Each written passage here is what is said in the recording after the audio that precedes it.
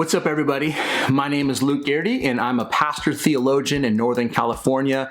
And as you probably know, a lot of churches right now are canceling services, public services, in order to protect the vulnerable and those who are at risk, as well as just because we don't know a lot of information right now about the coronavirus. At any rate, I've had a ton of people actually ask me questions, and I've seen a lot of questions online about what platforms, what mediums to use for live streaming or for doing virtual services. And so there's also been a lot of questions about what type of equipment to use. And because one of the things that I personally love is technology and the intersection between the church, theology, and technology, I figured on this episode of my Theo vlog, I'd talk to you about some of the mediums. I can also talk to you about some of your options for equipment and go from there.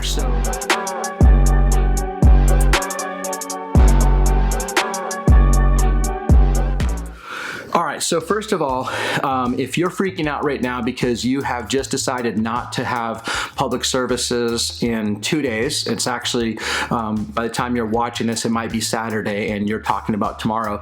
I just want to let you know right now, you don't have to freak out because there is in the palm of your hand, most likely a tool that you would be able to do almost everything that you want to do, and that is on your iPhone. So first of all, I just want to say that if you have an iPhone or if you have another modern device that has a good camera, good video on it, then you could pretty much do everything we're going to talk about today. But before I talk about the equipment, I do want to mention that there are a couple different options that you can use for platforms. We use at our church most consistently Facebook Live, and so we go live.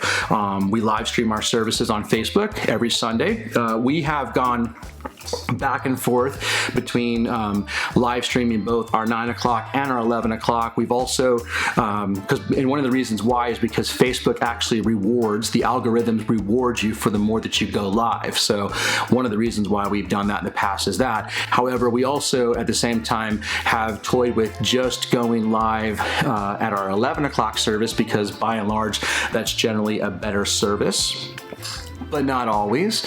And we've also toyed with live streaming the 9 o'clock service, but not posting it, which means that we live stream it, but then when we're done, we just delete that, and then we live stream at 11 o'clock, and then we post that. And so you can kind of wrestle with that. I think there's pros and cons for each one of those options, for sure. But Facebook Live is what we use. You can also go live on Instagram. Instagram has that capability. And then obviously people are asking about YouTube. I think that you can kind of wrestle with a couple different ways of going forward in regard to your services, virtual services or live streaming and whatnot. And so here's a couple thoughts. I think that you can live stream, which means that you still have your service. You still would have somebody doing the music, someone doing maybe announcements or the welcome. You would have somebody doing a message, and then you would film that or video that, I should say, not film. If you do figure out a way to put film onto digital, you probably don't need to watch this video, but you would stream that, let's say, or record that on video, and that would be like people are able to watch through Facebook Live your service, just like if they were there, only they're doing it through their platform or their iPad or their iPhone or their laptop, whatever they're watching it on. But that's one option. So that's option A. Option B would be to put together a service and edit it in editing software such as Final Cut Pro or Adobe Premiere, and you could kind of make a service and then put that on your Facebook page or on YouTube or on Instagram, depending on the length of it, obviously, which you'll find out if you try to do that. You can do that, and that gives you an opportunity to kind of like maybe prepare ahead of time. So option A would be to live stream. Option B would be to do a virtual service prepared ahead of time. And then option C, I think, is kind of like option B in that it's not going to be a full service, but you could actually put together a well thought out devotional of some sorts, and you can put that on YouTube, and you can actually schedule the publishing, or you can even do the same thing with Facebook. Now, a couple things to think about with that is that if you live stream the service, then again, you have to actually have the service, which means that you need to have the volunteers, the personnel, the lead leaders, the staff, whatever it takes for you to pull off your service, you have to have them in the room doing that. And so, that's one thing. So obviously you would do the service. Now, you could live stream at any different time. So if you wanted to do that on Saturday night, for instance, you could do that. Like a lot of churches that meet on Saturday evenings can do that, or Sunday morning, etc. The second option is kind of cool because you can do that actually, throughout the week. You can put things together, and through the editing software, you can actually, even Apple iMovie would work, by the way. That's a really great introduction to video editing. But you could put that service together. You could have, like, for instance, somebody do a welcome, and you have that videoed, and then you could have someone do some music, a couple songs, and you can edit that. You are going to need to think about copyright issues and things like that. And then you could have somebody do the talk, and then they'd be able to edit that together. The third option, I think, maybe thought a really smart thing to do, and the reason why is because given the current challenges that I think the church is facing right now, there's a lot of fear, there's a lot of concerns. That might give you an opportunity to have a really thought out devotional, pastoral, prophetic word for your church community. And so the nice thing about doing that is you can prepare it, script it, do the whole thing, and record it, and then put that up. And plus, what I found, this is just this is anecdotal, but what I found is that most people don't actually want to sit and watch a whole entire worship service. In fact, a lot of times what I've heard is they'll just skip through the music because more than likely people aren't going to sing through the computer audio. Now, if you're the type of person that does that, totally awesome. I just know that a lot of people skip through there, and that's kind of the statistics seem to indicate that that's true for most people.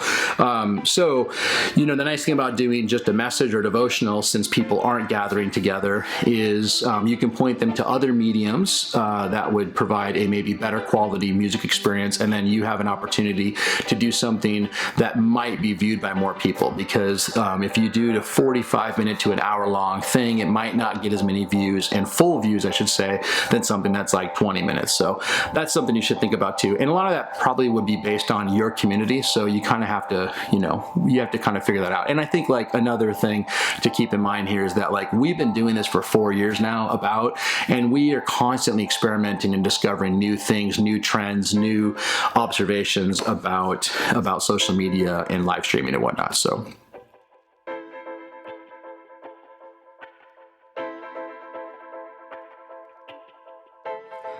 So let's jump right into the equipment really quickly for you. So first thing, like I'd said, your iPhone is a great tool. The quality of the video, 1080, you can record great video. You can live stream on the Facebook app with your iPhone quite easy. You can do both, portrait and landscape. I would highly recommend you to do it this way. That is just my own personal taste. I know a lot of people do it this way, but for those of us who use our phones correctly and our iPads correctly, this is how you want to do it. Plus, people might actually watch it on their 50-inch flat screen TVs. You never know. So this is how you can start. Now, there's the problem with doing video live streaming most of the time is the audio quality. That's actually the biggest problem now. And so there's a really great tool that you can get, and it's called a Mevo camera.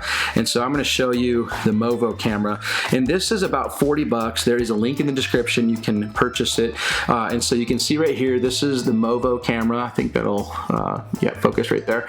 And so you basically would plug in the Mevo right there, and then this would go to your phone. And so you also obviously need this adapter, but it also has the headphone jack. But at any rate, it does have a wind sock on it, so you don't need that if you obviously are not outside, but we keep it on in case the air conditioning goes on or the heat or anything. So this has a little mount on it that you can mount. So the thing you're going to need, obviously, is if you have this, it's not going to stick there. It's going to be a problem. So you can get from Manfrotto, which is a pretty popular camera company, you can actually get this little connector. And what's cool about this is it has on the top a little mounting spot that you can put the microphone into, and then you can actually take the phone and you can add it like that. And then in the front, you squeeze to tighten it. And then this just goes on any normal tripod. You can see the tripod connector right there. Let's see if you can see that. I don't know if it'll focus. Probably not, but anyway, it's there. So that is a pretty basic setup. And then you put this somewhere where people can obviously watch whatever's on the screen. You might want to be really thoughtful about where you place this camera. We have learned that if you place it, low and people are walking constantly in front of it, that's kind of annoying when you're watching the live stream.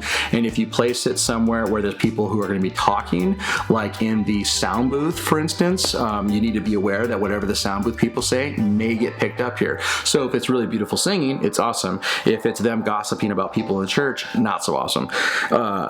Not that that's ever happened in our church, but so this is a really easy way to get in.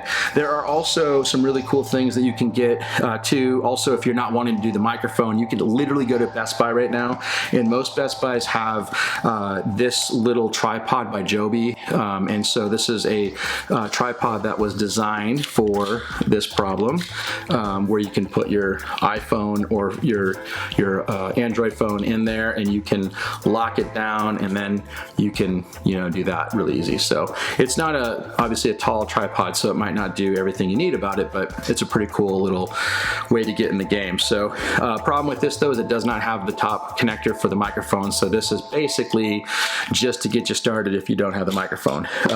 So those are some ways to get started with the iPhone. There's also this company called Moment, and they're out of Seattle. They make lenses for iPhones. They are fantastic.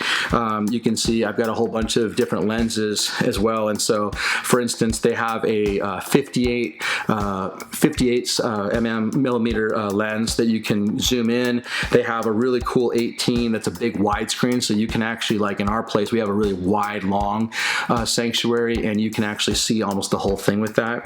They have a whole bunch of different lenses, anamorphic lenses and macro lenses and things like that. So if you want to get crazy with that, you can do that. And with one lens like the widescreen, the 18, and that microphone and a tripod, you're set to go. Like you really could just do everything that way. So that's probably cost-wise $100 and something, $115 for the lens. The microphone is like $35, $39, somewhere around there. And then the tripod mount, I want to say, was between $25 to $35, and so you're like, to get in it without that lens, which you don't need, you're under $100. So that's an easy way to go. So that is option number one. Option number two is called the Mevo. So this camera was pretty popular a while ago for live streaming, and so the Mevo camera looks like this.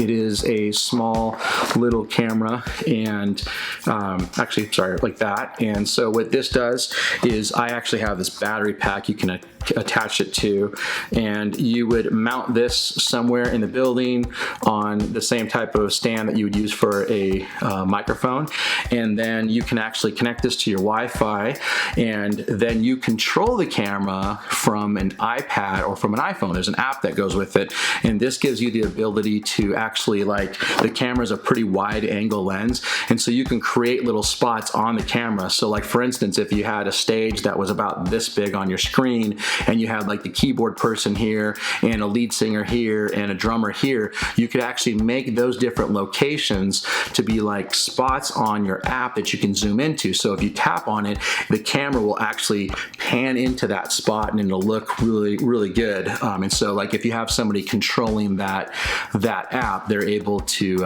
essentially like kind of know what's going on and lead the service by who's playing. And it's kind of a cool production thing. This equipment, I'm not sure off the top of my head how much it is, but I think you're looking at $300 just to get started. And I want to say it's up to like $800 for this whole kit that comes with the battery pack and all that. But the Mevo is a really cool option as well. I'd say it's like the step up from the iPhone. And so the third option, and this is where we're starting to talk about more money, because to get into this is probably about $1,500. I haven't even opened this stuff, but we have the Sling Studio. You can see right there, and the Sling Studio allows you to utilize DSLR DSLRs, so like the DSLR that I'm recording this on, you can't normally use that to stream things, but with this technology, you actually are able to use your DSLR to stream, and then you can connect as many different iPhone devices as you want based on the equipment that you get. So like this little wireless connector allows me to do that, and so I can actually attach, like for instance in our sanctuary, I could have the DSLR with the nice lens as our main camera, and then we could have like say 4 to 5 different iPhones all over the place. So you could actually have like one iPhone just looking at the keyboardist's piano key fingers, playing. So it's kind of cool. And that, like I said, it's pricier. They actually have a lot of different equipment that you can get. You don't need all of it. So like if you go on their website, which the link is in the description, you can see that they have houses of worship or churches as one of their customer bases, and they have like this kit you can get. You don't need all of it. I think for about $1,300 to $1,500 you can get everything, but then also it's controlled through an app. It's great because you can actually import logos and you can have a lot of really cool production things, but again, you are going to need somebody who can actually do that for you. So iPhone's easy because you set it up, push play or go live, and then you just let it go. Mevo is going to take a little bit of work, but you could essentially just push play on it too once it gets going, but you also have the option to do some of the production side of things and the editing as well. And then finally the Sling Studio is kind of like the more upper scale version of that and allows you to do a lot of production and a lot of really cool things. So the big thing about going live is that you need to have really good audio. I think that's the number one thing. You need to consider whether you want to actually live stream a service or if you actually just want to provide some pastoral reflections and go from there. Now, if you're curious about how you can make your videos look really good and whatnot, I do want to mention, I'm not using this right now, but there is a really great teleprompter, and probably you can tell I'm not using it right now because I'm all over the map, but this Padcaster is a fantastic teleprompter that you can use on a DSLR if you are going to use a DSLR to record video. And this actually comes with a little remote control, basically, where you can control the speed and you can pause and stop, and it connects with your iPhone. So essentially it fits onto your lens. You're able to put your iPhone into it and it puts whatever you have typed on your iPhone on the app that it comes with, and then it goes onto your screen. And then what's really cool is you can actually like do your talks that way, and it'll seem really professional. It'll still feel like you're communicating through the camera to your audience, and but it's not so like kind of spontaneous. And I mean, the beauty about spontaneity is the beauty of spontaneity. Like you can say some really great, helpful, you can connect with people, you can do those type of things. But the other side of that is sometimes you might say things that you don't mean to communicate in that way, and you might say things that actually get misinterpreted, etc. And that's the challenge of communication. Good luck if you figure it all out. Please write a book and send me a copy. And then finally, I want to mention one last thing. If you're looking for another microphone solution, there's a really cool thing by Rode called the Rode Go, and it's basically a little wireless receiver and transmitter, and it actually can, this right here can actually go right on your shirt, and it's actually can function as a lapel, but you can also get a lapel microphone on it, a lav mic, and then you can put this and mount this to whatever device you're recording on, and it'll boost your audio. So that's what I would consider or encourage you to consider doing. If you have any questions whatsoever about what the differences are between those different options, feel free to leave a comment below and I will do my best to respond to it. You can also find me on my Facebook page. You can find me on Instagram. You can find me on Twitter. And then obviously I would love to encourage you to subscribe to this YouTube channel because I try to put content that is related to Bible, theology, church, discipleship, technology, all those type of things on somewhat of a regular basis. So anyway, thanks for watching. I really appreciate it. And I hope you are able to find some of this stuff useful. And then, like I said, I'll talk to you soon.